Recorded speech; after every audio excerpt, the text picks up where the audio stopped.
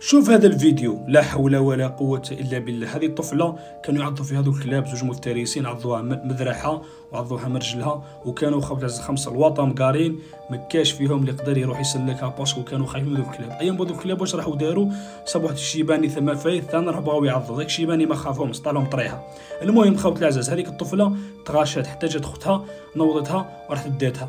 خوتي بغيت نسقسيكم، انت اخويا ولا اختي باريكزوم تشوف انسان قدامك كلب ياكل فيه ولا ما باش ولا روح سلكو، مانيش عارف انا رفد في يدك حجره، رفد في يدك عصا، وانتم كنتو خمسه الله يبارك، ما كنتوش واحد وما كنتوش زوج وما كنتوش ثلاثه. والسيد هذاك مين يفيلمي خاوتي من فوق كان في الايطاج تروازيام ولا يفيلمي فيها. خاوتنا رانا نشوفوا فيديو هذو العوام توالى، الرحمه ما بقاتش في قلوب المؤمنين. اقسم بالله يا خوتي العزاز، لو كان انت ولا اختي خويا عزيز كنت راكب في ذيك اللوطو شفت هذيك الطفله ياكلوا فيها الكلاب، اسكو تروح تسلكها ولا تبقى في اللوطو كما كانوا باقيين؟ اكتب لي في التعليقات. ما تنساوش ديروا ابوني جادور باش ديما يوصلوكم جديد. السلام عليكم.